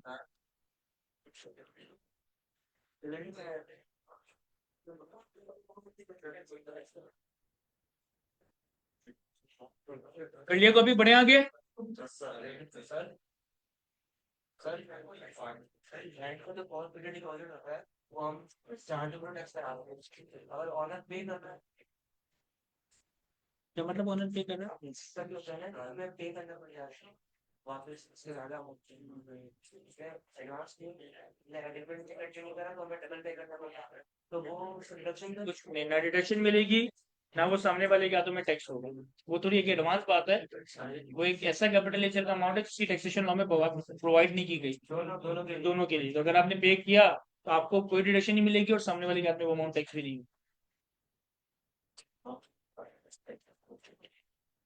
बढ़े आगे। अच्छा, ऑनलाइन वाले जितने स्टूडेंट हैं सिर्फ चैट बॉक्स में सवाल पूछें, क्योंकि मेरे पास मुझे फिर दो अलग अलग टैब ओपन करने पड़ते हैं, चैट बॉक्स अलग और Q&A पॉट जो वो अलग।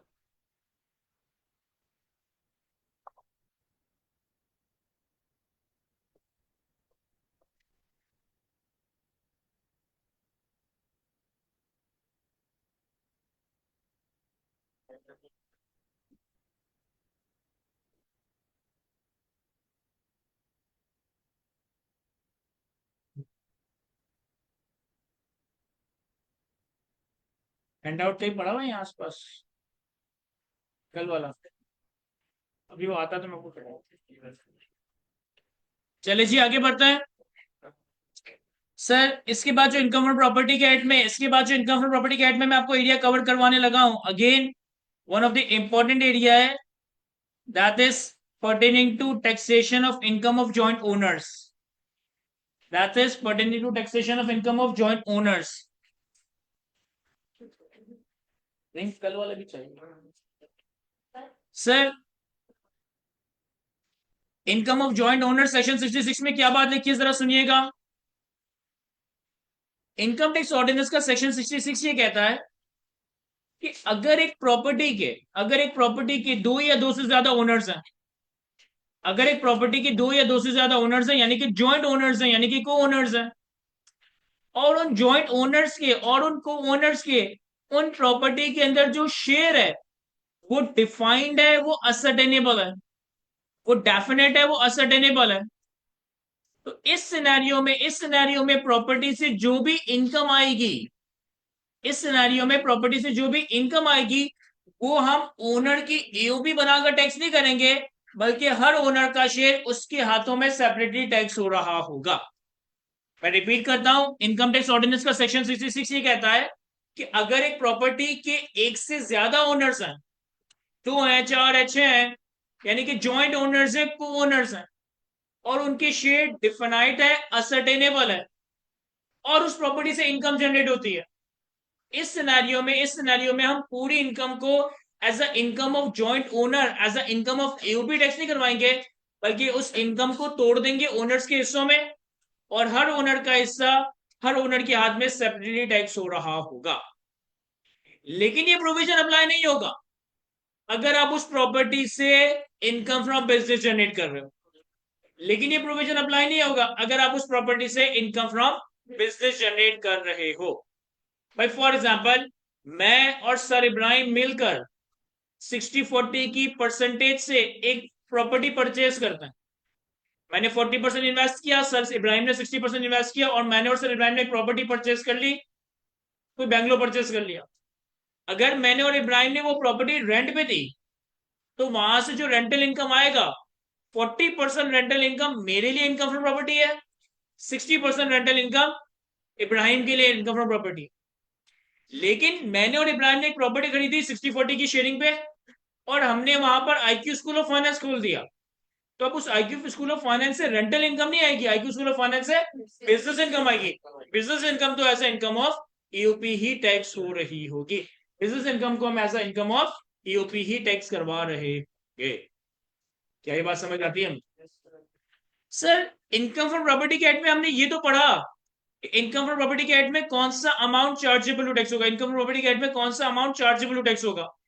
लॉ मेकर ने हमें ये भी बताया कि कौन सा अमाउंट ऐसा है जो कि इनकम फ्रॉम प्रॉपर्टी में चार्जेबल टू टैक्स नहीं होगा। कौन सी ऐसी अमाउंट्स है, कौन से ऐसे रेंट्स हैं जो कि आप इनकम फ्रॉम प्रॉपर्टी में नहीं बल्कि इनकम फ्रॉम अदर सोर्सेज के हेड में टैक्स करवा रहे होंगे। सबसे पहली exception, rent in respect of a building together with plant and machinery. Rent in respect of a building together with plant and machinery. अगर एक बिल्डिंग में प्लांट एंड मशीनरी है, अगर एक बिल्डिंग में प्लांट एंड मशीनरी है और उसे रेंट पे दिया जाता है, आसान अल्फाजों में फैक्ट्री को रेंट पे दिया जाता है, तो फिर चाहे आप फैक्ट्री की ओनर हो नहीं हो कोई फर्क नहीं पड़ता, फैक्ट्री का रेंट हमारा इनकम फ्रॉम अदर सोर्सेज में टैक्स होगा। अच्छा यहां पर दो तीन बातें सुनिएगा। आपका एग्जामिनर आपसे कहता है कि आपके पास एक building with plant and machinery यानी कि फैक्ट्री है, और आपने वो building with plant and machinery यानी कि फैक्ट्री फाद को किराए पे दे दी। फाद ने मुझे हर महीने 2 लाख रुपए का किराया दिया, ये किराया मेरा कहाँ टैक्स होगा? Income from other sources. आपका एग्जामिनर ये कहता है कि आपके पास एक building with plant and machinery यानी कि फैक्ट्री आपने फाद को किराए पे दी, फाद ने आपको 2 लाख रुपए का किराया दिया, उस 2 लाख रुपए के किराए में से 70,000 रुपए बिल्डिंग के हैं और 1,30,000 रुपए प्लांट एंड मशीनरी के हैं। ब्रेकअप दे देता है कि 2 लाख में से 70,000 रुपए प्लांट एंड मशीन बिल्डिंग के हैं, 1,30,000 रुपए प्लांट एंड मशीनरी के हैं। ब्रेकअप बता देता है बस। सर अब भी पूरा 2 लाख रुपए का amount income from other sources में ही टैक्स होगा। अगर building with plant and machinery, अगर building with plant and machinery है तो रेंट की बाइफर्केशन हो या रेंट की बाइफर्केशन ना हो, it would not make any difference, आप पूरा का पूरा amount income from other sources में टैक्स करवा दोगे। सर अगर इनकेस एग्जामिनर ये कहता है कि आपके पास एक जमीन है और इसके ऊपर कोई प्लांट एंड मशीनरी रखी हुई है और आपने वो किराए पे दे दी, बिल्डिंग नहीं है सिर्फ जमीन है उसके ऊपर कोई प्लांट एंड मशीनरी रखी हुई है और आपने वो प्रॉपर्टी किराए पे दे दी, अब जो रेंट आएगा जमीन का रेंट इनकम फ्रॉम प्रॉपर्टी में टैक्स होगा और प्लांट एंड मशीनरी का रेंट,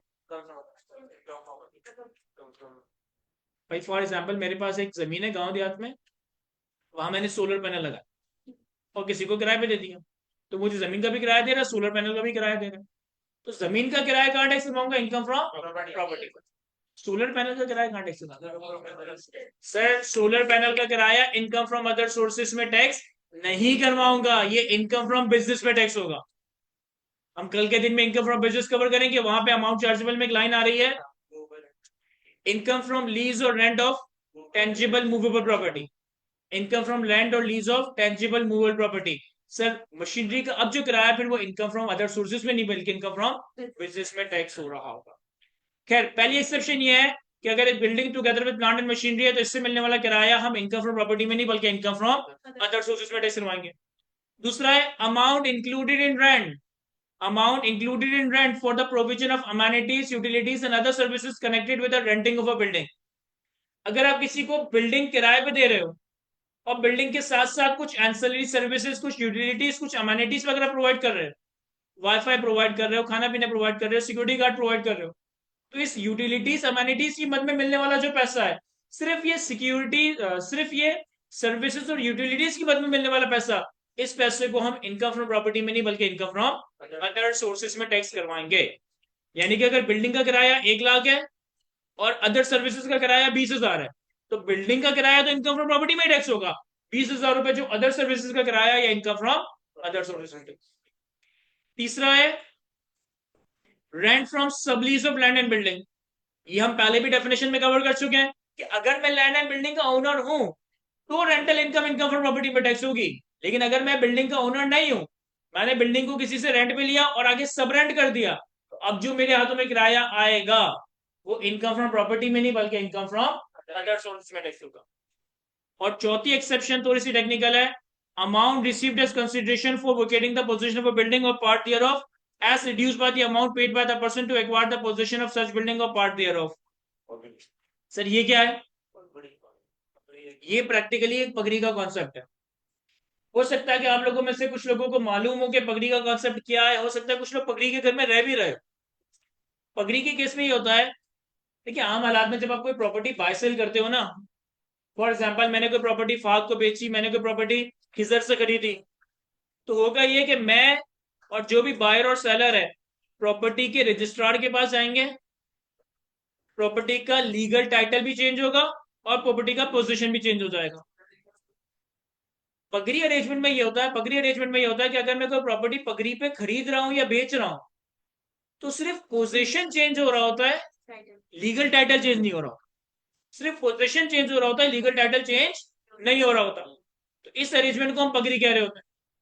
तो अब पॉइंट नंबर 4 में ये कह रहा है कि आपने एक प्रॉपर्टी का पोजीशन खाली करने के लिए कोई अमाउंट रिसीव किया, यानी आप एक घर में हो और आपने वो घर खाली करके किसी और को पोजीशन दे दिया, तो आपको जो अमाउंट रिसीव हुआ माइनस आपने वो घर जब पगड़ी पे लिया था, आपने उस घर का जब पोजीशन लिया था, तो आपने भी कोई अमाउंट पे किया होगा। इन दोनों का जो डिफरेंशियल है, इन दोनों पगड़ीज के अमाउंट का जो डिफरेंशियल है, वो इनकम फ्रॉम प्रॉपर्टी में नहीं बल्कि इनकम फ्रॉम अदर सोर्सेज में टैक्स हो रहा होगा। और इनकम फ्रॉम अदर सोर्सेज में इस डिफरेंशियल अमाउंट की जो टैक्सेशन है ना, वो भी एक साथ नहीं होती। उस अमाउंट को भी हम डिवाइडेड बाय 10 करके आने वाले 10 सालों में चार्जेबल टू टैक्स करवा रहे होंगे। मैं रिपीट करता हूं, मैंने आज एक फ्लैट पगड़ी पे खरीदा, 4 मिलियन का 40 लाख रुपए का अमाउंट पे कर दिया।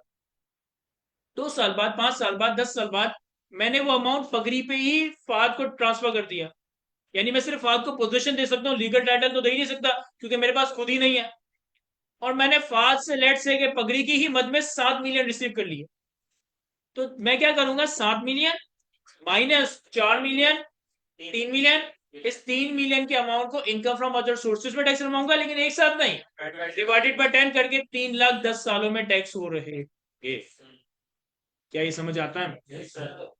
सर एक और सवाल देखते हैं। स्प्रिंग 19 की अटेम्प्ट का question number 3 part C. Spring 19 की अटेम्प्ट का क्वेश्चन नंबर 3 पार्ट सी कहता है, on 1 July 2008 Zahid rented out his property as follow. An apartment was rented to Abdul Qadir at a monthly rent of 40,000. Zahid also received a non-adjustable security deposit of 3 lakh, which was partly used to repay the non-adjustable deposit amounting to 175,000 received from the previous tenant in July 2003. He also spent 20,000 on repair of the apartment in February 2009. Same वही बात है, same वही बात है जो हमने मोर और less last सवाल में देखी थी कि एक अपार्टमेंट हमने अब्दुल कादिर को किराए पे दिया, 40,000 माहाना किराया है। 1 जुलाई 2008 यानी कि साल के पहले दिन दिया। इस किराएदार अब्दुल कादिर से 3 लाख रुपए का सिक्योरिटी डिपॉजिट लिया। इस 3 लाख के सिक्योरिटी डिपॉजिट में से 1,75 पुराने टेनेंट को सिक्योरिटी डिपॉजिट वापस किया। और पुराने टेनेंट से सिक्योरिटी डिपॉजिट कब लिया था? जुलाई X3 यानी कि टैक्स ईयर 2000X4 में। इसके अलावा 20,000 रुपए का खर्चा हमने रिपेयर एंड मेंटेनेंस पे किया है। तो ये तो कोई ट्रिकी पार्ट नहीं है। पार्ट 2 में कहता है, a Bangalore was rented to bank Zahid and his younger brother are joint owner of the bungalow in the ratio of 60-40 respectively. The annual rent agreed with the bank was 6 million, which is inclusive of 1 lakh per month for utilities, cleaning and security. Zahid paid 35,000 for providing these services. Under the provision of income tax ordinance, compute the total income and taxable income of Zahid for the tax year 2009 under the appropriate head of income. Point 2 में क्या कह रहा है? एक bank को किराए पे दिया गया। ये बैंगलोर सिर्फ सिर्फ जाहिद का नहीं है, बल्कि जाहिद और उसके भाई दोनों जॉइंट ओनर्स है 60-40 के रेशो में। बैंक के साथ जो एनुअल रेंट एग्री हुआ है ना, वो 6,60,00,000 हुआ है। लेकिन इस 6 मिलियन में 1 लाख रुपए का अमाउंट यूटिलिटीज, क्लीनिंग और सर्विसेज का है। और जाहिद ने 35,000 रुपए पे किए इन सर्विसेज को प्रोवाइड करने के लिए। हमें इन जाहिद की total income, taxable income calculate करनी है। यहां देखिएगा,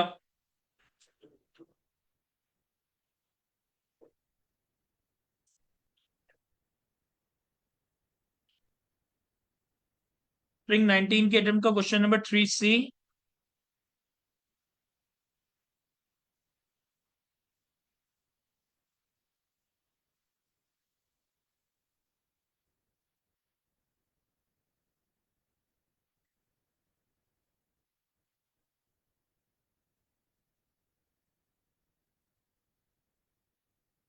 और टैक्स ईयर है हमारे पास 2000X9।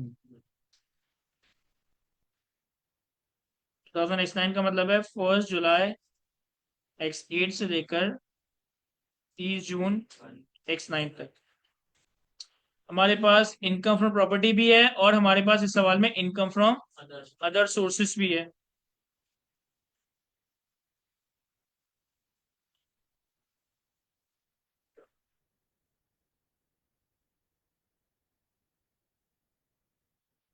देखिए दोनों एडजस्टमेंट्स को एक साथ उलझाने की जरूरत नहीं है, वन बाय वन एक एक को लेके चलें। पहले वाले केस में 40,000 रुपए का मंथली रेंट है और रेंट एग्रीमेंट 1 जुलाई पे स्टार्ट हो रहा है। तो हमारे पास रेंट आ जाएगा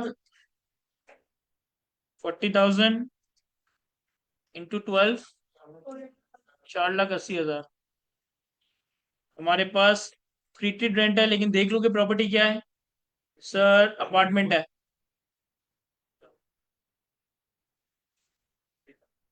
तो ट्रीटेड रेंट अंडर सेक्शन 16 हमने अब्दुल कादिर से 3 लाख रिसीव किए, पुराने वाले टेनेंट से 1,75 रिसीव किए थे जो रिपे कर दिए। तो 3 lakh minus 175 divided by 10 multiply by. अब देखो पुराने वाले टेनेंट से तुमने ये अमाउंट रिसीव किया था जुलाई 2000x3 में, यानी कि टैक्स ईयर 2000x4 में। तो 2000x4, 2000x5, 2000x6, 2000x7 और 2000x8, क्योंकि अब तुम इसे टैक्स ईयर 2009 में वापस कर रहे हो ना। तो कितने साल हो गए? 1 2 3 4, सॉरी 1 2 3 4 5, 5 साल ये अमाउंट हम टैक्स करवा चुके हैं। तो 175 डिवाइडेड बाई 10 मल्टीप्लाई बाय 5, ये पुराने टेनेंट का ऑलरेडी टैक्स अमाउंट है। नए अमाउंट से पुराने टेनेंट का ऑलरेडी टैक्स अमाउंट माइनस किया, जो भी इन दोनों का डिफरेंशियल आएगा ये आने वाले 10 सालों में टैक्स होगा।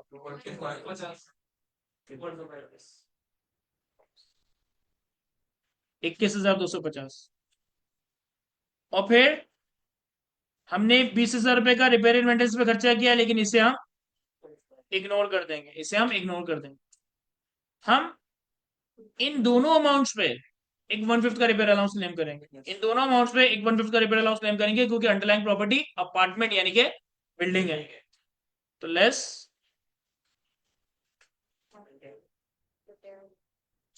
Repair allowance 1/5 of 501250।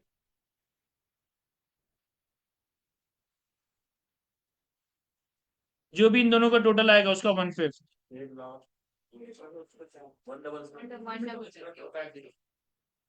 1,00250। इसके बाद पहली एडजस्टमेंट तो हो गई।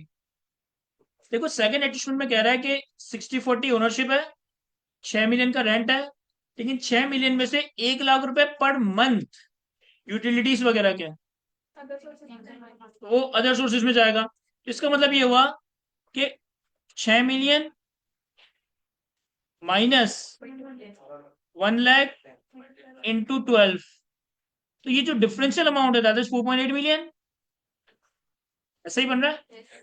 ये सिर्फ इनकम फ्रॉम प्रॉपर्टी का अमाउंट है। तो हमारे पास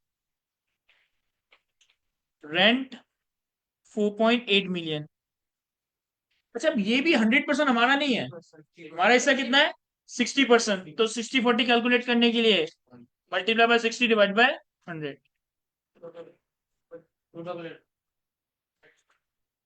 2888000। सर जो 12 लाख रुपए का ये अमाउंट है, ये हमारे इनकम फ्रॉम अदर सोर्सेज में टैक्स होगा। तो इस वाले रेंट के अगेंस्ट भी हमें रिपेयर अलाउंस मिल जाएगा। एक साथ करने कोई मसला नहीं है। 1/5 ऑफ 2880000।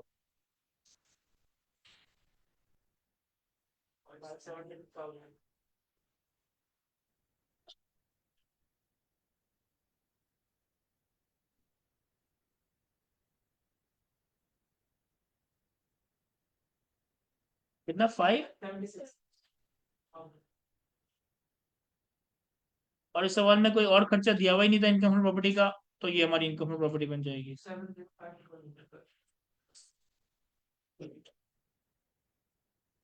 इसके बाद एक और हेड की इनकम यहाँ कैलकुलेट होगी, that is income from other sources.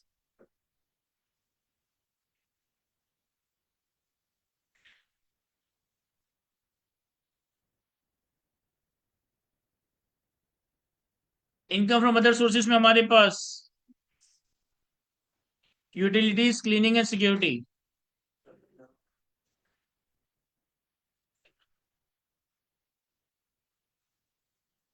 कितना अमाउंट था सर? 1 लाख का अमाउंट था, इंटू 12 इंटू 60/100, 7,20,000। तो इससे हम लेस करेंगे रिलेटेड एक्सपेंस। कितना खर्चा है? 35,000 इंटू 12। अच्छा, अब यहाँ पे ना इन्होंने लिखा है कि जाहिद पेड, जाहिद ने अकेले ने पे किया। तो अब अगर आप ये अजम्पशन लेते हो कि भाई ये जाहिद के हिस्से का खर्चा है, तो फिर आप पूरा क्लेम कर लो। और अगर आप ये अजम्पशन लेते हो कि भाई अब ये दोनों के खर्चे हैं, जाहिद अपने भाई से रिमबर्स करवा लेगा, तो फिर आप इसको भी 60/40 कर दोगे। मुझे अपेरेंटली पढ़कर ऐसा लग रहा है कि भाई ये जाहिद के हिस्से का खर्चा है, मुझे इसको 60/40 करने की जरूरत नहीं है।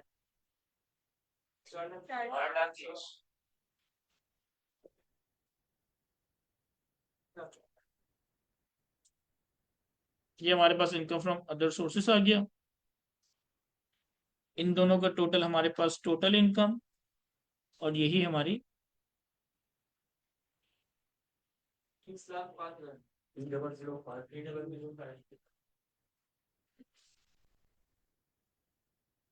ये सवाल हमारा यहाँ तक कंप्लीट हो गया। कॉपी करें इससे, तो फिर हम आगे बढ़ते हैं।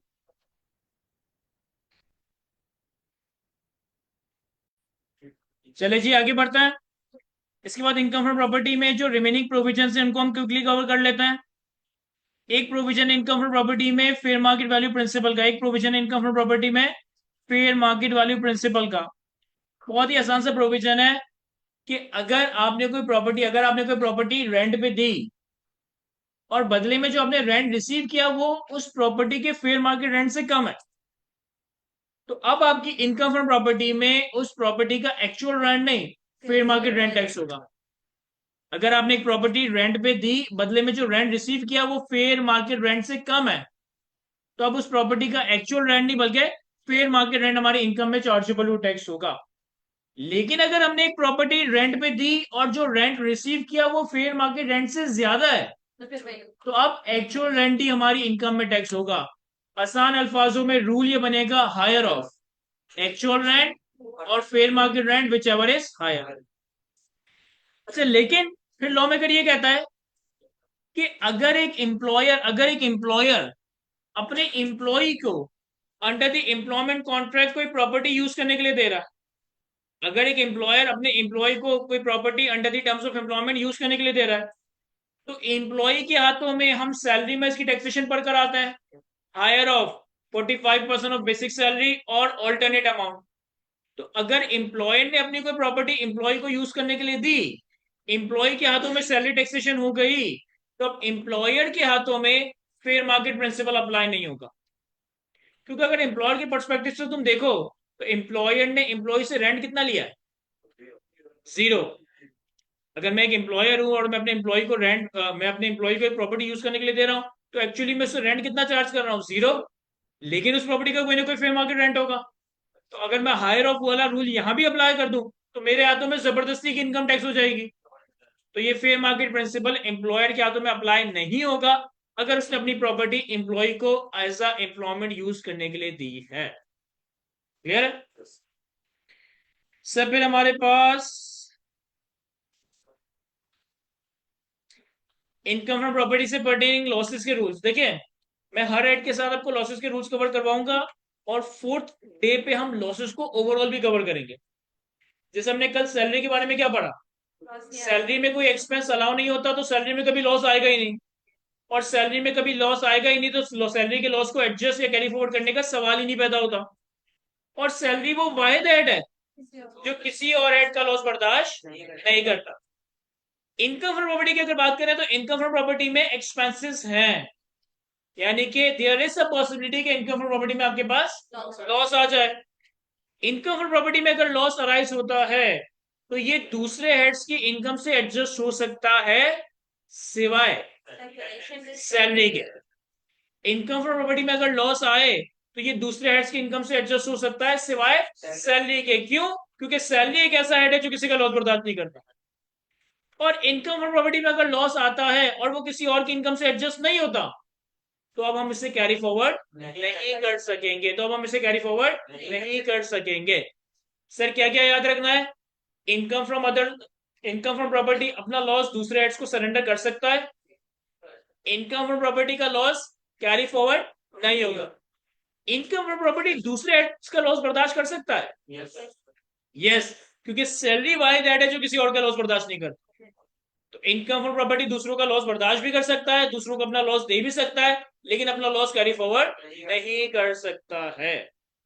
क्या ये बात समझ आती है? मैं सर इनकम फ्रॉम प्रॉपर्टी के हेड की एग्जेम्पशंस, ये बेसिकली इनकम फ्रॉम प्रॉपर्टी के हेड की एग्जेम्पशन नहीं है, ये एग्रीकल्चर इनकम की एग्जेम्पशन का एक पार्ट है जो मैंने यहाँ कॉपी पेस्ट किया कि अगर आपके पास कोई एग्रीकल्चरल लैंड है, अगर आपके पास कोई एग्रीकल्चरल लैंड है, इस एग्रीकल्चर लैंड के अगेंस्ट आपको कोई किराया रिसीव होता है तो ये जो किराया है ये एक तरह से एग्रीकल्चर इनकम है और ये एग्जाम फ्रॉम टैक्स समझा जाएगा। मेरे पास कुछ जमीन है, मैंने फहद को किराए पे दी, फहद वहां पे खेती बाड़ी करके मुझे किराया दे रहा है, तो ये मेरे लिए एग्रीकल्चर इनकम है जो कि एग्जाम फ्रॉम टैक्स है। मेरे पास एक जमीन है जो कि खेती बाड़ी करने के लिए है, मैंने फहद को किराए पे दी और फहद ने वहां पे खेती बाड़ी नहीं की, कोई मैन्युफैक्चरिंग बिजनेस स्टार्ट कर दिया, कोई ट्रेडिंग बिजनेस स्टार्ट कर दिया। अब ये एग्रीकल्चर रेंट नहीं होगा, अब ये एग्रीकल्चर इनकम नहीं होगी, अब ये नॉर्मल रेंट होगा, अब ये टैक्सेबल होगा।